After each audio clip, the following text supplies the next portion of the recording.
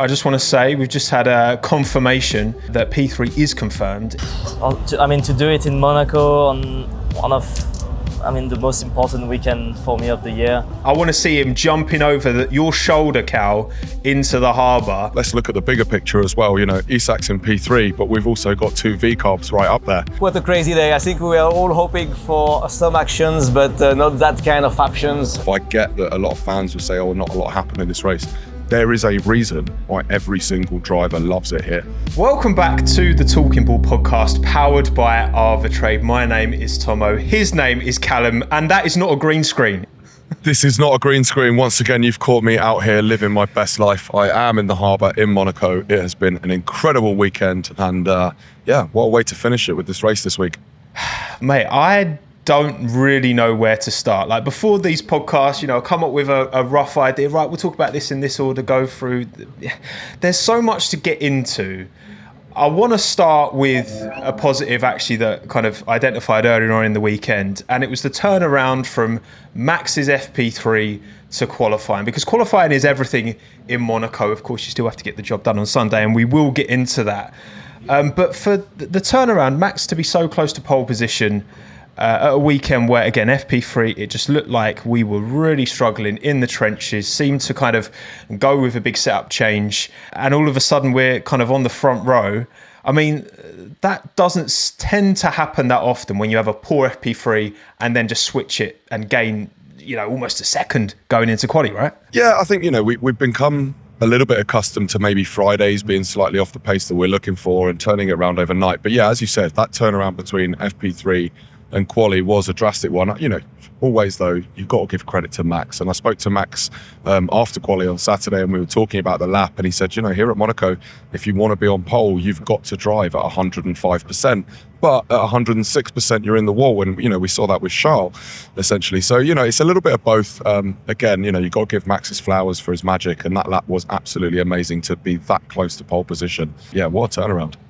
And seeing Isack up there as well, 3.5 tenths off of Max, P5 in quali. He felt like there was more as well to come. And of course, he had a, curtailed in terms of FP1. Obviously, his incident as well didn't exactly help. So for him to recover as well, again, around a track like Monaco, where, there is no margin for error. We know that Saturday is all or nothing. You gain so much from qualifying more than any other venue. I was super impressed the way he, again, with that restricted running that he had, actually turned it up and did a fantastic job in quali as well. Yeah, for sure. I mean, look, to bounce back after an incident like that on Friday, that gets in your head normally, right? Like, for a lot of drivers, that really does put a dampener on your weekend, and it's hard to mentally get back to where you need to be by the time you get to qualifying. Also, monumental effort in the garage to repair that car. It was a point where we had both crews on one side of the garage getting that car out. They did a great job to get it out so that Isack had more running. It's one of those things, I think Isack will be really happy with that lap. He's only, 3.5 tenths, something like that. But,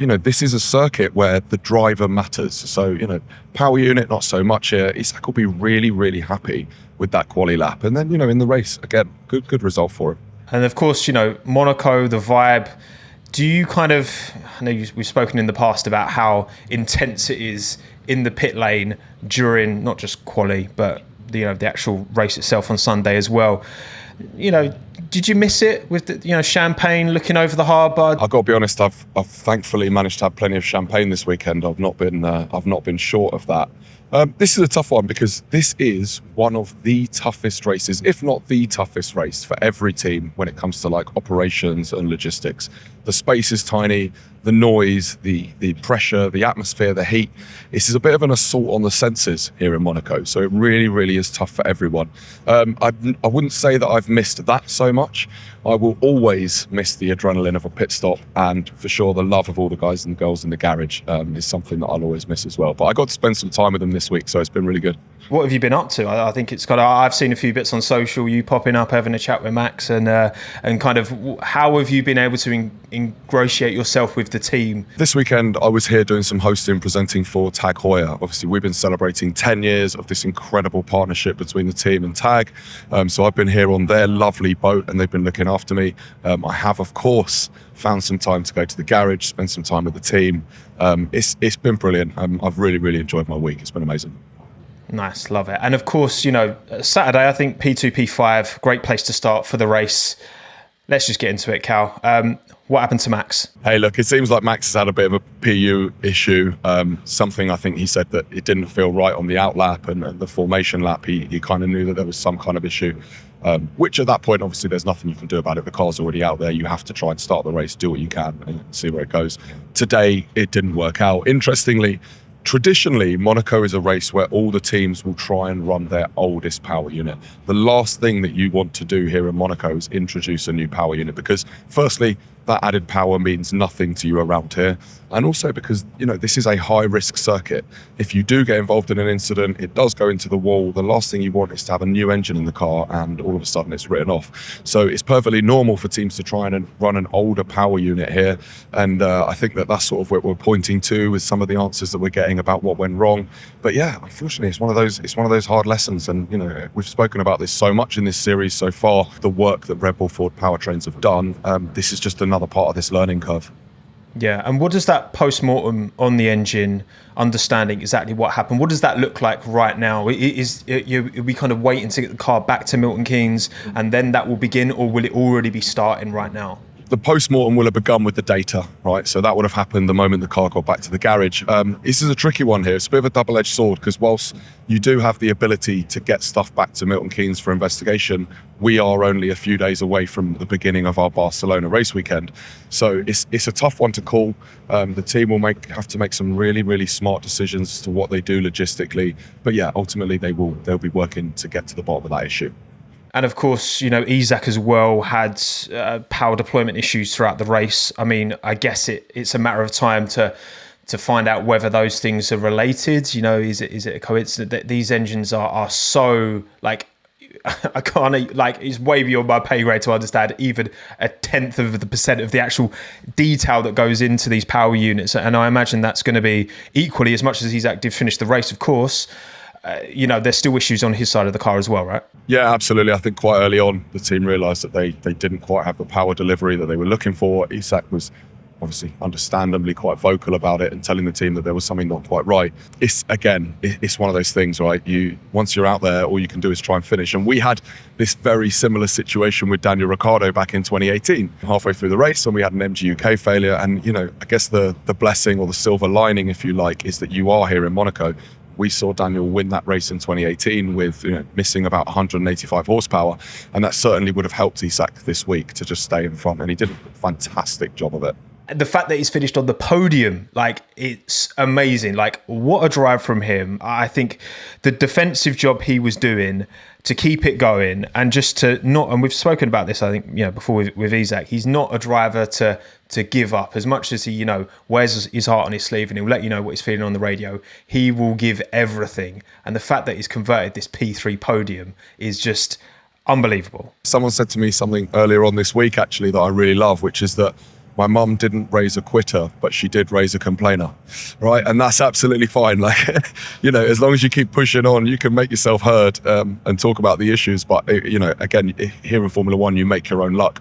Isack knew that he needed to just put himself in a position to take advantage of any opportunity.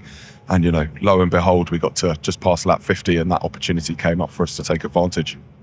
Absolutely. A race of attrition. You just never know where that's... Because, that was not... the first 60-odd laps weren't anything to write home about. And then, of course, Stroll has his incident. And then all of a sudden, everything changes. And that's where you've got to be in it to win it, right? We saw a lot of teams in the, fringes, Perez, P10, in the Cadillac, that was a race of absolute opportunity. And the fact that Isack was managing this issue throughout pretty much the entire Grand Prix to get it done, to get it converted around the streets of Monaco as well. We know, Isack can do a fantastic job around Monaco. He's got a good record around here. And that was, again, just another really impressive, first season at the team. And I just really feel like, he's there, he's kicking on, he's getting, up there in qualifying. I was just super impressed with how he conducted himself this weekend. Yeah, absolutely. I think it's easy to look at radio messages and think people are losing their minds, but inside it's about what you actually do in the car, and he did everything he needed to today. For him to get that first podium with the team, we saw the images from the garage, how much it meant to everyone that's been putting in the work to get that car ready throughout the week. As I said, it's not been an easy one. There's been a lot of work to do. So yeah, good for them to get their just reward. it's tough to accept. You know, both cars had PU issues. We can't hide from that. But at the same time, we've talked about this before, you know, we as a team are in control of our own destiny now. We have our own power unit. That is an in-house thing. You know, we're not relying on a customer relationship anymore. So that gives me more confidence that, right, at least we can actually have ownership of trying to diagnose these issues and make sure that, you know, ultimately, unreliability is part of F1, but this doesn't happen again. Let's look at the bigger picture as well. You know, Isack's in P3, but we've also got 2 V-carbs right up there, right? That power unit's had a great weekend out there beating seasoned manufacturers. So we'll take the silver linings and we'll learn the lessons that we need to and find out what the issues were. But I think all in all, you have to be pretty happy with where we are with a brand new project and a brand new engine at this point in the season. Like you said earlier, going to Barcelona, how does that kind of pack up? Are you going to be helping out tonight, Cal, is basically what I'm asking. Do you know what? I actually really wanted to, but I forgot to pack my high vis. So it would actually be against the rules. I'm sure someone at Red Bull get Cal. I'm sure there's one about somewhere. Come on. Okay, so moving on to my next excuse is actually in this current role, I fall outside of the cost cap. But if I were to go and help pack up, that would pull me back into the cost cap, and nobody wants that. So unfortunately, I'm unable to help. Brilliant. It's like you had that response already. Yeah, I kind of got a bit of a list of them. Yeah, I kind of got a list of them ready to go because a couple of people in the garage asked me already if I was hanging around for pack-up. So I've been working on those excuses, as you can see. Brilliant, good lad. I do want to mention Nikola Tsolov in the F2, getting it done in the feature race, winning. He's won 2 feature races this season and a sprint as well. Huge from him to win around Monte Carlo in F2. That is a real special race for the F2 boys, isn't it? Absolutely, it's great to see him, and I think this has been another sort of journey of steady progression for Nikola Tsolov. So yeah, absolutely great to see. I'm always happy to see a Red Bull liveried car up there and doing well.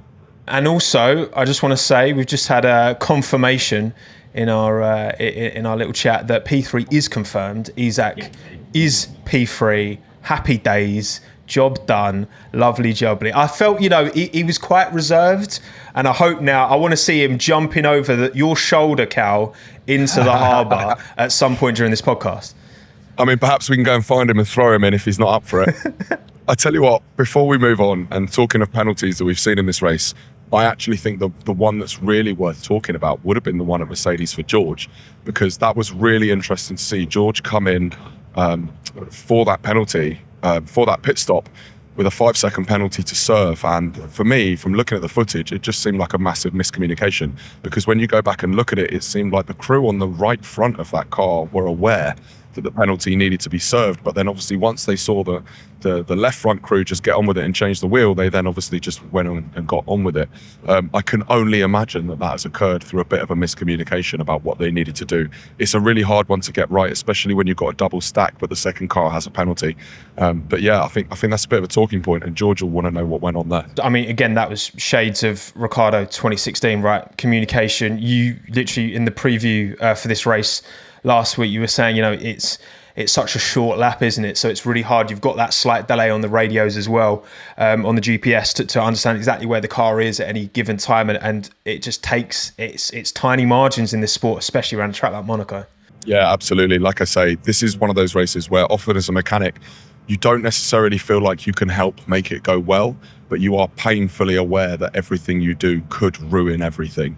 And it's just kind of like that here. You have to accept that there are going to be things that are out of your control, but you will not get cut any slack if you screw up something that's in your control.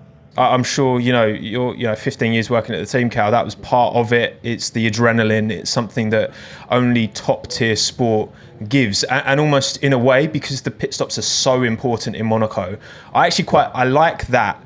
There's that extra bit of intensity on the pit crews that you really can't mess up. You can't get away with, we've got a fast car, so we've got plenty of opportunities to overtake down the line. You need to get it right. You cannot escape the pressure here. There is absolutely nowhere to hide. It really is one of those races. It's a difficult one because you always just want to do the best you can. The pressure is overbearing here, and it's sort of where you find the best teams, the ones that are the best operationally, that's where you shine here. Absolutely. Look, we've got enough of us talking. Let's quickly cut to the boss, Laurent and Isack Hadjar, talking about what happened this weekend. Isack, congratulations, P3, your first podium with the team. How does that feel? Yeah, actually, I didn't think about that actually. It's true, it's my first podium for Red Bull. To do it in Monaco on one of, the most important weekend for me of the year, it means so much. So yeah, it's a great day. It's the first of many, I hope. Yeah. It was a race filled with incident. Tell us a little bit about what you were having to manage there through that race. Yeah, I had a few issues with the car. Everyone knows, and it was very hard to get away with it. And the team's been doing a good job recovering and finding solutions for me to improve the situation, even though we couldn't really manage to do it. But we kept fighting, and to be in the position we were towards the end of the race already was a win for us, and that's what offered us the podium. So we can be happy. You just said Monaco, pretty much a home race for you this year. Must have felt like quite a journey from where you were in FP1 to being here now. Just sum up the weekend as a whole. How much of a roller coaster has it been? Yeah, it's been mentally draining because it's all about rhythm and confidence around here. When you have a crash, the confidence goes away, and that's not what you want here. And then you have to rebuild again. The team, once again, I need to. Big shout out to the boys for repairing the car. Always hurts me to bin it, to be honest. I think of all the people at the factory working so hard. So to come back that way, it feels great, and we deserve this. Laurent, your thoughts after what was an incident-packed Monaco Grand Prix today? Look, what a crazy day. I think we were all hoping for some actions, but not that kind of actions. Honestly, difficult not to be disappointed, having lost Max's car straight away. Max has been unbelievable yesterday in qualifying. Very comfortable with the car, able to push, able to do the magic Max layer in it, and it produced that fantastic first row, which is a great indication of how much progress everyone has been working for in Milton Keynes at the track, and to see the car race 6 back in the first row was great. Unfortunately, we lost everything quite quickly. It's part of the game. We had an engine issues. It was the Max was still on his very first engine, which was supposed to be replaced for next race. So obviously we are not on the right side of the edge on that occasions. But again, it's part of the learning curve. We take it on the chin, and we will bounce back. Isack didn't get a straightforward weekend either. Started in a very painful way in FP1 with a crash. The team has been unbelievable at putting the car back together despite the amount of damage, and Isack paid us back with rebuilding its confidence, rebuilding its speed, putting the car in P5 yesterday in qualifying, and somehow getting his first podium with us today with that P3, despite battling him as well with a number of issues during the race, and somehow him and the team here and remotely managed to keep the car alive, far from ultimate potentials, but somehow reaching P3 today. So that's what you get sometime.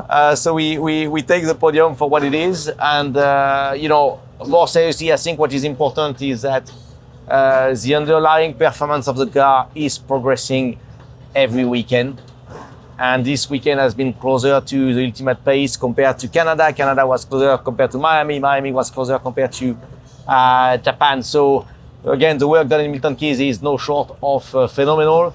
And of course, we have a number of issues to solve. But I'm sure that as a team, we will solve them and continue developing that underlying performance that allow us to be in the fight. And just finally about the weekend itself, Laurent, of course, it's your first Monaco with us at Red Bull Racing. What have you made of this weekend in general? It's always a different race on the calendar. But how has it been for you, and especially given, like you mentioned, the amazing work from the team this weekend on Isack and across the garage? Of course, Monaco is unique, will ever be, and we do it the Red Bull way, with these amazing energy stations, and there is nothing like that in the paddock, and it's been our home for nearly that full week, and it gave us a perfect platform to welcome our teams, welcome our partners, welcome our fans, and it made this event very, very special. We feel everyone is so engaged around our projects, so willing to push with us in that fight that we can't wait to be fighting for some more. Reflecting back on what Laurent said post-race, you can really tell it's a mixture of emotions, isn't it? Because it's such a big day for Isack to get his first podium with the team, but also it feels like such a missed opportunity. Max on the front row. Kimi's not been amazing with his starts as of late, and Max, when he's on it around Monaco. That his lap was absolutely unbelievable to do what he's done. So you've got to take the learnings, haven't you? That's the real thing. From his sensible mind and calming voice, on Max's side of the garage, you have to take it on the chin, and we'll bounce back in Barcelona. For Isack, like you said, this is monumental. His first podium for the team. Very glad that it wasn't scuppered by any post-race infringement penalties. So yeah, like you said, there's lessons to learn. We'll take it forward, but overall, I think everyone can be really happy with what we've achieved. Cal, can we talk about the pothole in the final corner? I don't know how else to describe it, because that's exactly what it was. Mate, I feel like I'm talking about potholes all the time. For anyone living in Northampton, this has become part of my daily vocabulary, the word pothole. How does this happen? Like, it's a newly, freshly re-tarmacked piece of track, and it's a really slow speed part of the track as well. So, I don't know. Do you have any insight? I mean, it is lower speed, but also, the cars are trying to find a lot of grip through their traction, braking, the whole lot through that zone. Maybe the fact that it was freshly re-tarmacked is part of the problem. If it had been down there for 6 months, it'd probably be okay. But it caught out drivers left, right and centre. Of course, it caught out Charles, Lance, Alex when he went wide, and Arvid got past. That was because Alex got onto it as well. This was a very odd one to come up around the streets of Monaco. And that's exactly it, There might be some other circuits, some other races where we go to where you say, oh, well, these things happen. It is so rare for them to have an error like that here in Monaco. Honestly, when we talk about things like the marshals, their ability to recover cars so quickly, they do such a good job here in the Principality. So it is really, really rare to see something like that happen here. Again, most of that race was pretty dull, let's be honest. Do you have any solutions, Cal? How can, because I think F1 with Monaco, we've got 24 races. I think it has a place as a unique weekend. It's part of the history of the sport. I think it absolutely should stay. But in its current guise, even with these slightly smaller cars, slightly less downforce, it's still, you're not able to overtake. We had the Williams boys doing the kind of stuff we saw last year, holding people back to try and keep position and all that. Like, is there a fix? It's such a difficult question as to what you do, because realistically, the only thing you're going to be able to do is make some slight changes to the layout of the circuit. I mean, I'm sure Fangio wouldn't mind, but one that I might suggest might be to just move his statue so we can try and open up that sort of last corner area there. It might give people some more opportunities to have a go into turn one. But yeah, like I said, it basically, it's going to be what it is, unless we can try and make some layout changes. Whilst there were points in this race that weren't particularly exciting, overall, when you look at the whole package, there's been some ridiculous results here and some amazing stuff's gone on over the course of it, and it will always throw up those things that you're not expecting. If I get that a lot of fans will say, oh, not a lot happened in this race, there is a reason why every single driver loves it here. That really speaks for the challenge that they are up against. Absolutely love it. And I'm sure, Cal, you'll have a nice early night in your current surroundings, right? What you got planned for the rest of the evening? Have you got any final insights for the viewers and listeners out there? I might go and see the sights and sounds of Monaco this evening. I do have a 6 a.m. leave, so I have to be a little bit wary of what I get up to. You kind of can't turn down the opportunity to go and enjoy the nightlife. So I'm sure I will, to some extent, go and get involved. Look, I think my final thoughts for it is, it was a weekend of two halves, right? As always, it's been a battle, getting the cars ready, getting them out there, repairing cars after incidents, learning, getting quicker, making that step before qualifying. And then, of course, the fact that, for one car today, it did go wrong very, very quickly. So it is a tale of two halves. Much like Laurent, I'm always of the view of we'll look at the things that went wrong and we'll learn from them. We'll take the things that went right today and we'll be very proud of them. Absolutely. And we go again next weekend in Catalonia. Couldn't be more different. The old days of testing around Barcelona should hopefully bode well for the teams. Thank you, Cal. Enjoy your evening. I'm going to go back to changing nappies as the new father that I am. So that's going to be fun. We're going to have two very different evenings. So thank you all for listening, watching wherever you are in the world. Don't forget to like, comment, subscribe, interact with Talking Ball however you can. It really does help the podcast go to the world. And we will see you next time.